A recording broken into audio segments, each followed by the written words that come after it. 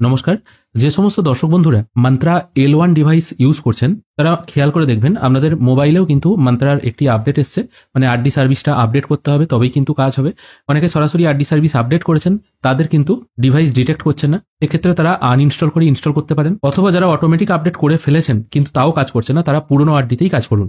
এবার এই একই জিনিস হচ্ছে পিসির ক্ষেত্রেও। যখনই আপনি পিসিতে মান্ত্রা ডিভাইস কানেক্ট করছেন, এখানে দেখুন ডিভাইস অ্যাটাচড লেখা আসছে, তারপর এখানে farmer is ready to use এটাও দেখাচ্ছে, কোনো রকম অসুবিধা নেই। এরপর কিন্তু একটা লেখা আসছে যেখানে বলা হচ্ছে আরডি সার্ভিস এই যে ভার্সনটা আছে সেটা 25শে আগস্ট 2025-এর পর আর কাজ করবে না, তাই লেটেস্ট ভার্সনে আপডেট করুন।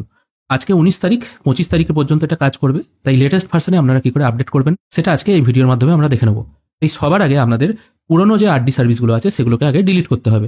ডিলিট করার জন্য আপনারা চলে আসবেন কন্ট্রোল প্যানেলে। তবে এখানে আমি ইওর আনইনস্টলার বলে একটি অ্যাপ আছে সেটা ইউজ করি, কারণ এটা ইউজ করলে ফাইলটা ডিলিট হওয়ার সঙ্গে সঙ্গে যত জাঙ্ক ফাইল থাকে সেগুলোও কিন্তু ডিলিট হয়ে যায়। MFS 110 ড্রাইভার এটা দেখাচ্ছে, এটাই আপনাকে ডিলিট করতে হবে। আমি এটাকে সিলেক্ট করে আপাতত ডিলিট করে দেবো।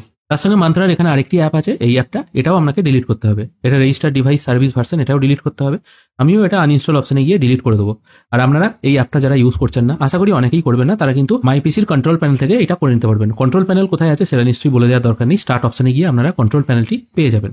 এরপর আপনাদের ডেসক্রিপশনে দেওয়া লিঙ্ক থেকে সরাসরি এই ওয়েবসাইটে চলে আসতে হবে, অথবা আপনারা mantratech.com এটি লিখেও সার্চ করতে পারেন।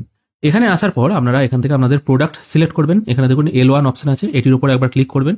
এখান থেকে আপনাদের দুটো জিনিস ডাউনলোড করতে হবে, প্রথমটা হচ্ছে আরডি সার্ভিস আর একটা হচ্ছে ড্রাইভার। এখান থেকে আমি ডাউনলোড অপশনে ক্লিক করে ড্রাইভারটা ডাউনলোড করে নেবো। এখানে I am not a robot এরকম একটি পপ আপ আসবে, তারপর আমি সাবমিট অপশনে ক্লিক করব। তাহলে এখানে মান্ত্রা L1 এর যে ড্রাইভারটি আছে পিসির জন্য সেটা ডাউনলোড হয়ে যাবে, একদম ছোট ফাইল সাইজ 4.79 MB।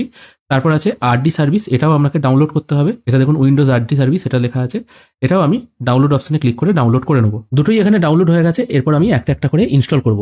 প্রথমে আমি মান্ত্রার যে ড্রাইভার আছে সেটাকে ইনস্টল করব। আমি ডাউনলোড ফোল্ডারে চলে এসেছি, এখান থেকে আমি আগে ড্রাইভারটি ইনস্টল করে নেবো। এটির উপর একবার ডবল ক্লিক করব। এরপর এখানে একটি পপ আপ আসবে, সরাসরি ইনস্টল অপশনে ক্লিক করবেন। এটা ইনস্টল হয়ে গেল, এটা আমি ফিনিশ করে দিচ্ছি। এরপর আরডি সার্ভিস ইনস্টল করতে হবে, সেই জন্য এটির উপর একবার ডবল ক্লিক করবেন। এখানে ডবল ক্লিক করার পর আবার একটি পপ আপ আসবে, তারপর আবার নেক্সট করবেন, আবার ইনস্টল করবেন। এটাও দেখুন ইনস্টলেশন কমপ্লিট। এরপর আমি এটাকে ফিনিশ করে দিচ্ছি। এরপর কিছুক্ষণ ওয়েট করবেন, কোনো কিছুতে হাত দেওয়ার দরকার নেই। দেখুন অটোমেটিক এখানে ডিভাইস অ্যাটাচড এই লেখাটা চলে এলো। তারপর বলা হচ্ছে আপনি যে ডিভাইসটা আপনার মেশিনে ইনপুট করা আছে সেটাকে একবার আনপ্লাগ করে বা ডিসকানেক্ট করে আবার নতুন করে প্লাগ ইন করুন। আমি প্রথমে এখানে আনপ্লাগ করে দিলাম, তারপর আবার আমি জিনিসটাকে প্লাগ ইন করছি। আবার আমি এখানে প্লাগ ইন করলাম, কিছুক্ষণ ওয়েট করতে বলছে, আমিও ওয়েট করি, দেখা যাক কি হয়। ফার্স্ট টাইম ইনস্টল হওয়ার পর একটু সময় নেবে, এটা কিন্তু প্রতিবার নেবে না যে আপনাকে প্রতিবারই অপেক্ষা করতে হবে ডিভাইস কানেক্ট করার পর, এরকম ব্যাপার নয়। প্রথমবার লাগাচ্ছেন বলে একটু সময় নিচ্ছে। দেখুন আবার ডিভাইস এখানে রিমুভ দেখিয়ে দিল, আবার অটোমেটিক এখানে অ্যাটাচ হচ্ছে। কিছু কিন্তু আমি প্লাগ ইন বা প্লাগ আউট করছি না। দেখুন এবার farmer is ready to use দেখিয়ে দিল, আর কিন্তু কোনো রকম অসুবিধা নেই। এরপর কিন্তু আপনি কাজ করতে পারবেন। ফার্স্ট টাইম ইনস্টল করার পর মিনিট 2 দিন এক্সট্রা সময় নেবে জিনিসটাকে টোটাল সেট হতে। যারা এখনো পর্যন্ত কারেন্ট ভার্সনে ইনস্টল করেননি অবশ্যই করে নিন, কারণ 25 তারিখের পর আপনাদের করতেই হবে, এই আগে থেকে রেডি হয়ে থাকাটাই ভালো। আশা করি আপনাদের আজকের এই ভিডিও ভালো লেগেছে। যদি ভালো লেগে থাকে অবশ্যই একটি লাইক করবেন। ভিডিও দেখার জন্য অসংখ্য ধন্যবাদ, ভালো থাকবেন।